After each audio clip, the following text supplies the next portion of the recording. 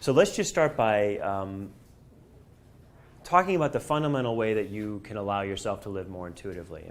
And people ask me this often, how do I become more intuitive? How do I increase my intuition? And, a lot of them don't like the answer that I give them. I said, well, it's a lot of practice.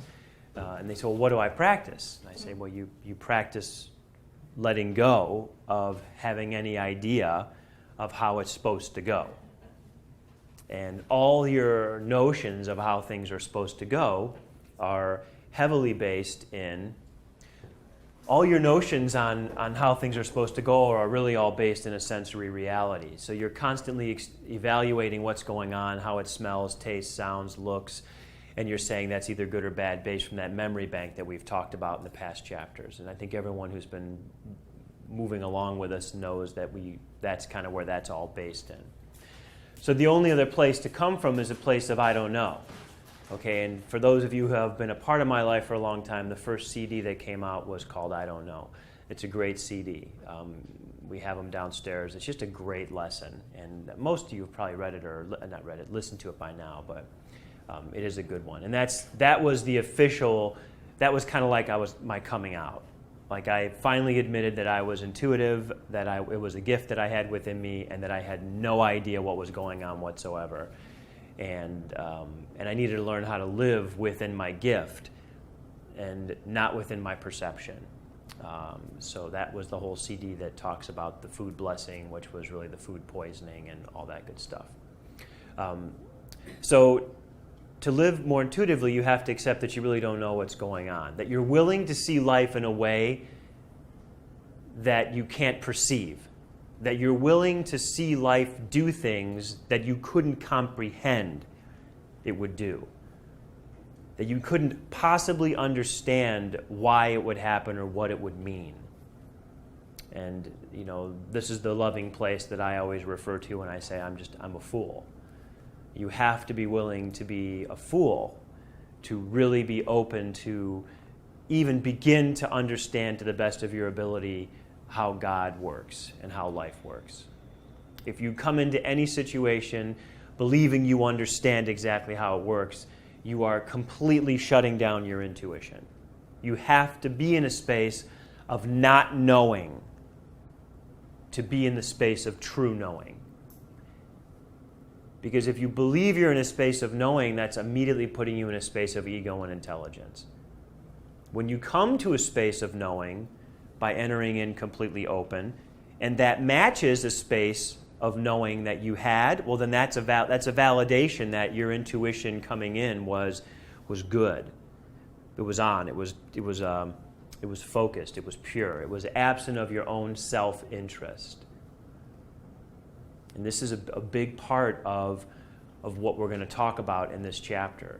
To be intuitive, to really embrace the intuitive sense, to live intuitively, you have to be absent of self-interest. Now, that doesn't mean you're absent of self-love.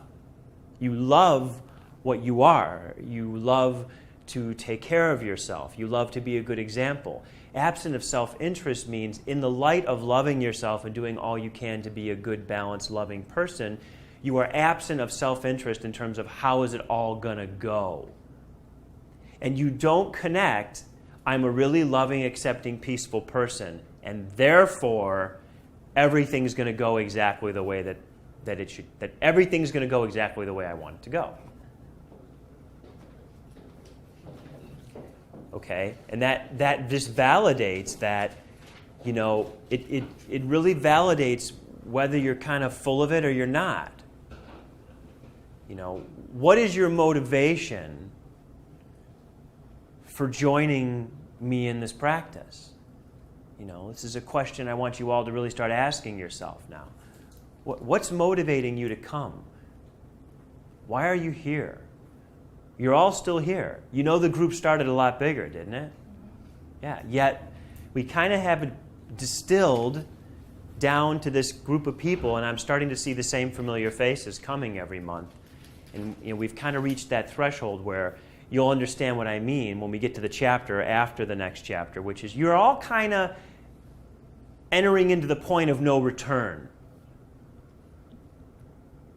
You know enough that what we're talking about is right and true, that you want to continue to learn more about it, and you know that what you're learning is right and true, even though it's challenging a lot of your old authorities and a lot of your old beliefs and a lot of, that being said, you're still walking forward.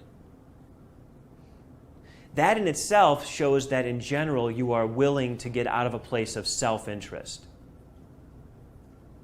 You're willing to go through some pain and discomfort in the parts of you that are still taking things I might be saying personally, and realize I'm not saying anything to personally hurt or offend anyone. I'm just telling you some things you need to know, and if it affects you that way, there's still a part of you that's living perceptively and reactively. And to the extent that all of you are still here, you've at least gotten that or come to peace with that and have realized that it's worth to continue on.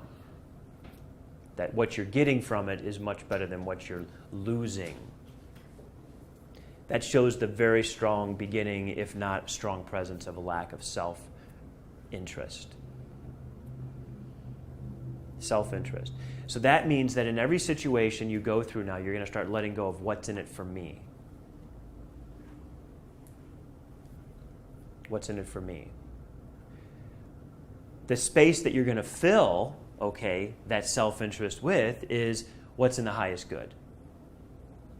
And, and I always told everybody who asked me this question, the practice will be rewritten, God willing, forever. Because it was written in a space of consciousness. And it should never be there should be revision after revision after revision after revision after revision, because I'm already in a different space of consciousness than when that book came through me. And some of the things that are in that book, are going to be revised, because it should always be revised. That shows that it's real. It shows that it's not based in something egotistical. I'm willing to change everything about the practice to do what's in the highest good of those who are studying the practice. I have no vested interest in it staying a certain way. I am absent of self-interest. I am willing to look completely wrong to do what's best. That's absence of self-interest.